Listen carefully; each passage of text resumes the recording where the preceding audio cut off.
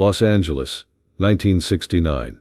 A Saturday evening in Bel Air. Steve McQueen's mansion glows with lights and Hollywood's elite. The party is intimate, maybe 40 people, but every face is recognizable. The smell of expensive cologne mixes with cigarette smoke. Jazz floats from the living room. Outside by the pool, conversations flow among people who've made it, people who own this town. In the corner near the bar stands Charles Bronson, 48 years old. Weathered face, quiet presence. He's wearing a simple dark suit, not quite as expensive as everyone else's. He's here because Steve McQueen respects him. One of the few actors who understands what real toughness looks like. But in this room full of stars, Charles is still the character actor, the heavy, the guy who dies in the second act. The Magnificent Seven made him known, but not famous. He's been grinding through supporting roles for 15 years, always told he's too ethnic, too real, not leading man material. Tonight, one moment will change everything. James Coburn walks over to the bar. Tall, lean, that characteristic squint that made him famous. He's just come off Our Man Flint, playing a suave secret agent, one of the biggest action stars in Hollywood. The kind of guy who does his own stunts, prides himself on being tough. You're Charles Bronson, right? Coburn approaches with a drink in hand. The guy who played Bernardo in Magnificent Seven. Charles nods. That's right. I heard you grew up rough. Pennsylvania coal country. Real working man background. Something like that. Coburn studies him. There's something in Charles' presence, a stillness that suggests coiled strength. Steve says you're the real deal. Says most of us actors are just playing tough, but you actually lived it. Charles doesn't respond immediately. He's never been good at Hollywood small talk. Never comfortable being the party entertainment. Different worlds, Charles says carefully. Growing up poor teaches you things acting school doesn't cover. Coburn's eyebrow raises, not offended, intrigued. Like what? How to recognize real danger. How to survive when survival isn't guaranteed. How to fight when fighting isn't choreographed. Coburn sets his drink down. This guy talks with certainty, no hesitation. No Hollywood polish, just truth, delivered quietly. Steve says you've got this grip strength. Says it's unbelievable from all those years of manual labor. Charles doesn't respond immediately. He's tired of being the party trick, the working class guy who demonstrates his strength while Hollywood stars watch and applaud like he's performing at a circus. It's not about grip strength, Charles says. It's about understanding pressure points, leverage, what happens when you've worked with your hands your whole life. Coburn leans forward. Can you show me? Charles looks around.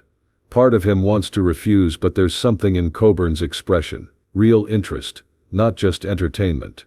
Hold out your hand, Charles says quietly. A small crowd starts to form. Steve McQueen walks over, grinning. Charles is going to show his grip. You're going to love this, Jim. Coburn extends his right hand. What do you want me to do? Make a fist, tight as you can. Try to keep it closed no matter what.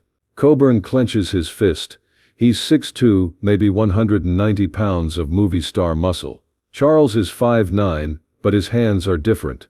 Thick, scarred, shaped by decades of real work before Hollywood found him. Charles reaches out, wraps his fingers around Coburn's closed fist. His grip looks casual, almost gentle. Ready? Charles asks quietly. Coburn nods, confident. Do it. Charles' fingers tighten, not dramatically, just a steady increase in pressure. For a moment, nothing happens. Then Coburn's eyes widen. Jesus, he whispers. Charles' grip continues to tighten. Coburn's knuckles begin to separate despite his best efforts. His face flushes with exertion as he tries to maintain his fist, but Charles' fingers work between his knuckles like iron wedges. The sound is subtle, but distinct. Knuckles popping, tendons stretching. Coburn's fist opens like a flower blooming in reverse, his fingers spreading helplessly despite every effort to keep them closed. Christ, Coburn gasps, looking down at his hand being opened like a can. How are you doing that? Charles doesn't increase the pressure, just maintains it. Coburn's entire fist is now open. His fingers splayed, completely unable to close despite his obvious effort. The room goes quiet. This isn't movie strength. This isn't gym strength. This is something else entirely. Charles releases his grip. Coburn immediately flexes his hand, checking for damage, staring at his fingers like they betrayed him. "What the hell was that?" Coburn breathes. "I couldn't keep my hand closed. It felt like you had a vice grip." Steve McQueen laughs loudly. "I told you, didn't I tell you? Coal miner strength, real strength." Charles walks over to Coburn, who's still flexing his hand.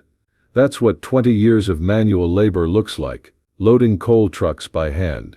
16-hour days. When you're poor, your hands become tools for survival. Coburn is breathing hard, not from exertion, but from shock.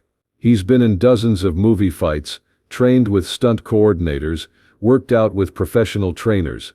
He thought he understood physical strength. "How?" Coburn asks. Charles could give a simple answer, but he sees something in Coburn's face, real hunger to understand, not just curiosity. "It's not just strength," Charles says. "It's understanding pressure points, leverage, how the human hand actually works. Most people think grip is about muscle, but it's about knowing exactly where to apply pressure." Charles holds up his own hands. They're noticeably different from everyone else's at the party. Thick, with prominent veins, collused, shaped by decades of real work. When you work construction, when you load trucks, when you handle equipment that can kill you if you lose your grip, your hands become different, not just stronger, smarter. Coburn stares at Charles' hands, then at his own. "Teach me." "What?" "Teach me whatever that is. However you developed that kind of functional strength, I want to learn it." Charles looks at him carefully. Most celebrity interest fades quickly when they realize the work involved. "It's not something you learn in a few sessions," Charles says. "This comes from necessity, from years of needing strong hands to survive." Coburn doesn't hesitate. "I don't care how long it takes. When can we start?" That night at Steve's party, Coburn didn't just get his hand opened. His entire understanding of strength, of what he thought he knew about toughness, got dismantled in 10 seconds. 3 days later, they start training. Not in a gym, but in Charles's garage in the San Fernando Valley. Charles sets up the same kind of equipment he grew up with, rod-heavy tools, construction materials, things that require real grip strength to manipulate. At first, Charles thinks Coburn will lose interest like most Hollywood types. But Coburn is different. Shows up early, stays late, asks questions about practical strength, not movie muscles. Charles finds himself explaining things he rarely discusses. How real work shapes, not just your body but your mind. How understanding tools and leverage makes you stronger than any gym routine. How growing up poor teaches you to use every advantage, no matter how small. Coburn absorbs it all. He's 40 years old, established action star, but he trains like a beginner, willing to look foolish, willing to fail repeatedly, willing to question everything he thought he knew about strength and masculinity. 6 months in, Charles tells his wife Jill over dinner. Coburn gets it.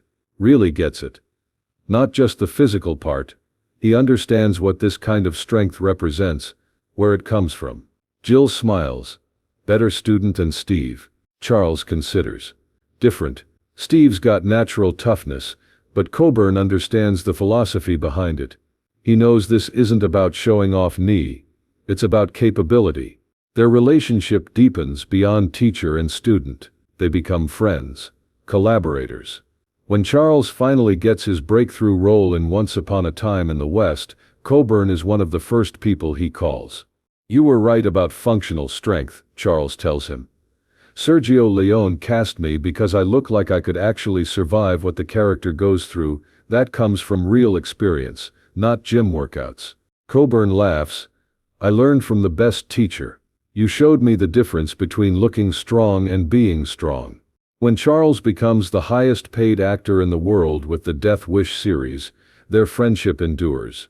Coburn often tells interviewers about that night at Steve's party. "Charles could have embarrassed me," Coburn said in a 1982 interview, "could have made it about showing off his superior strength. Instead, he made it about teaching. He showed me that real strength comes from necessity, from survival, from using your hands to build a life. The grip demonstration wasn't a trick, Coburn continued. It was proof that authentic experience creates authentic strength. Charles had that authenticity. That's why audiences believed him when he played tough guys. He wasn't playing. That Saturday night in 1969, Charles Bronson was just another character actor at a Hollywood party, still waiting for his breakthrough role. By night's end, he'd gained one of his most dedicated advocates, a friend who understood what separated real toughness from movie toughness. All from one grip, one demonstration, one moment that showed what authentic strength looks like. The hand opening became legendary among their circle. Other actors would ask Charles to demonstrate it, but he rarely did. For those who experienced it, like James Coburn, there was no need for repetition. They understood immediately that they were in the presence of something genuine. Years later, when Charles had become a global superstar, Coburn would still flex his hand and remember that moment of helplessness when all his movie star strength meant nothing against decades of real work, real necessity, real survival. Have you ever had someone show you the difference between what you thought you knew and what you actually knew? Coburn would ask in interviews.